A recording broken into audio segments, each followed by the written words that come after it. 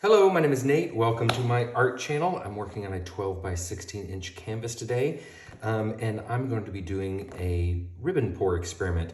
As you can see from my table, I've already been experimenting. I had an idea for this ribbon pour because I challenge my Patreons every month to a new technique, and our collaboration is coming up this Sunday, and I wanted to try something I'd never tried before. So I'm going to layer this cup with my colors, and then I'm going to do a ribbon pour back and forth, directly on top of each other, like it's stacked on top of each other.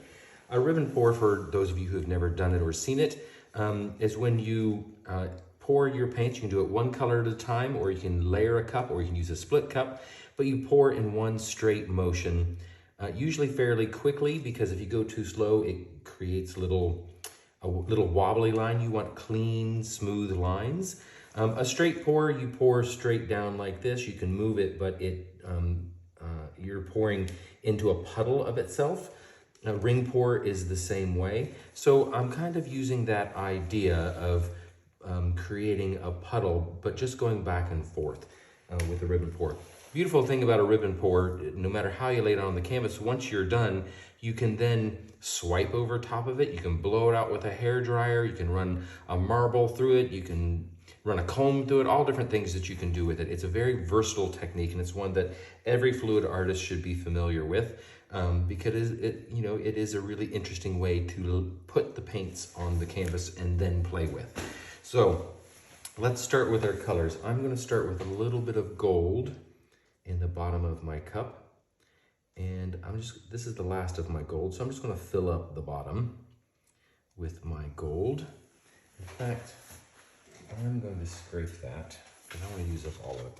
I'm happy if the last color that comes out of the cup is this gold color, because directly on top of that, I'm going to put a thin layer of Payne's Gray.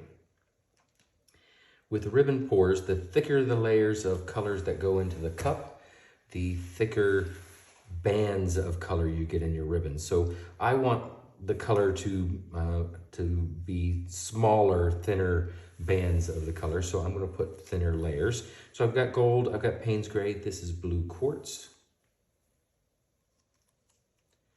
And then I have some chroma acryl white.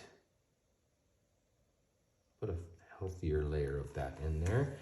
And then I have green gold, which will go on top of that. We'll go back to the Payne's Gray. And then we'll just go back and forth between the green and the blue.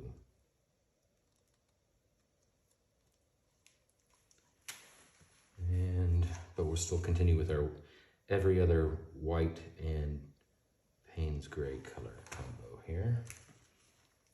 Oh, wanted the green next. A little bit for one more layer, I think. So yes, now the Payne's Gray.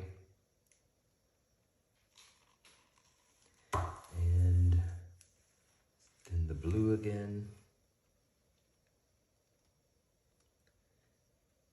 My theory here is that since I only put the gold in the bottom of the cup and the rest of it's just blue, green, and white, that as I stack these layers, the gold will end up in the center and kind of act as a horizon line depending on how I tilt it out. So a little bit more white can go in there. We can finish off our green gold.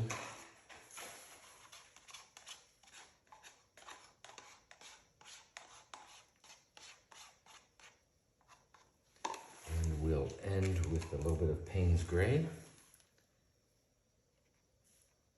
Not a lot, because I still want to be able to pinch the lip of this and create a little pour spout. Okay, so now let's put down a little runner of color here.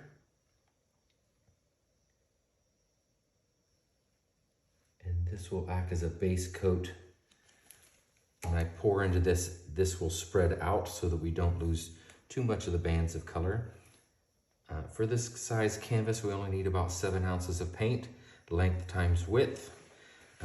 divided by 28 is about 6.5, 7 ounces of paint.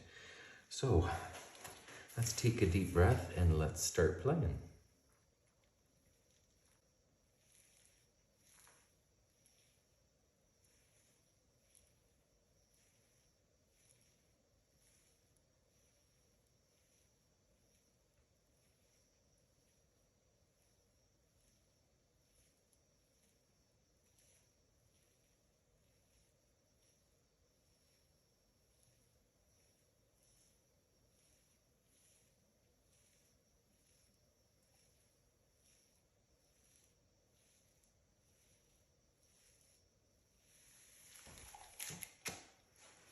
Ooh, pretty. Lovely colors. What do I have left that I can use as a flow extender? I'll use some white here around and I'll spread that out. I have enough paint, but I don't want these colors to roll over. I want to be able to choose my composition. So while I'm waiting for some air bubbles to rise, I can spread that out, give me a wet surface for these colors to float on. So we'll just cover our sides or the edges here. Get this paint out of the way.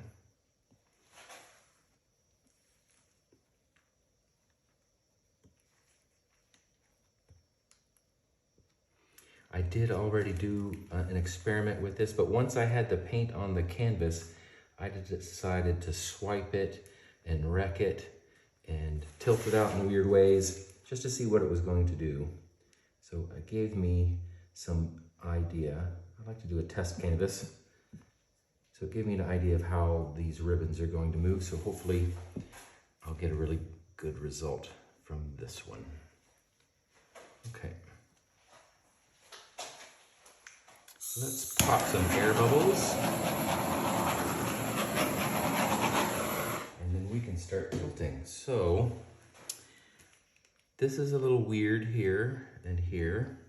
And I did go off the edge there, so I know all of that needs to come off. We will see how this opens up as I tilt out. But in fluid art, we always go tilt towards the corners because the sides will naturally fill in themselves, but the corners are harder to get. So we're gonna start, I think, by going directly off of this corner. We don't need to move it quickly, but there is a lot of paint here. So we'll go off that corner first. Oops, there we go. Bring the weight of the paint back to the center. And now I'm gonna flip this around. I'm gonna get this other corner here. Down this way.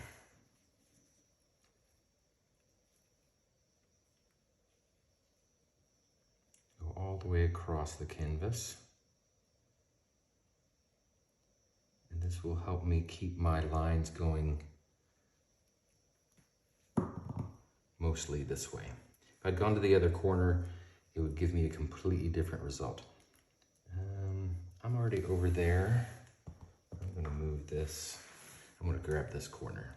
Since the weight of my paint is in that direction anyway, I'll bring it down towards the center and then that direction.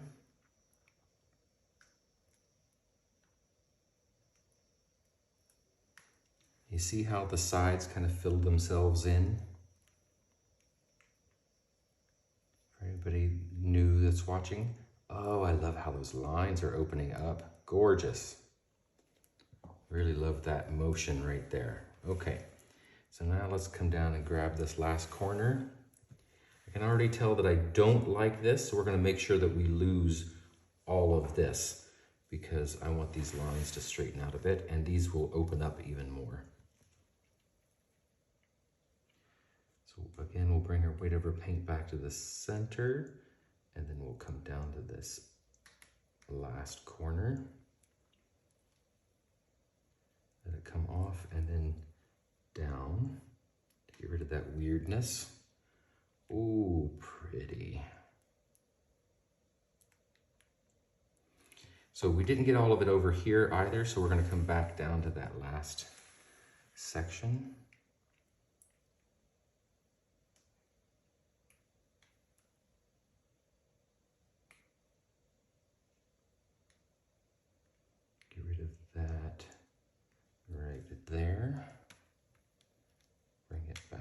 again. And now let's look at our composition. I'm going to bring that weight right back to the center. That's really nice. I'm happy with that. Really pretty. Let me bring you in for a close-up. Yeah, I really love this composition. It's really pretty. These colors are great. You can see the blue quartz. This thing is going to sparkle like crazy when it dries. I love that little eye right there. Isn't that beautiful? Or it looks like the petal on a leaf or something. Really nice. I love that there's no bikini corner there. And I love this swoop of color across the top, the way that stretched down. I love the motion of these lines coming across. Just a hint of gold through there is really pretty. But this is my favorite part. I love that. That looks like the rings of Saturn or something. So pretty. Yes, so that is a ribbon pour. A stacked ribbon pour, maybe we should call it. So many different ways to put paint on a canvas. Isn't it fun? So tune in this Sunday to see what the Art Lab collab did for you this month. Lots of variety in ribbon pours, and I'm excited to show you them all. Thank you very much for watching. Don't forget to do the YouTube things where you like and subscribe and share with your friends, and go mix up some paints and be fearless.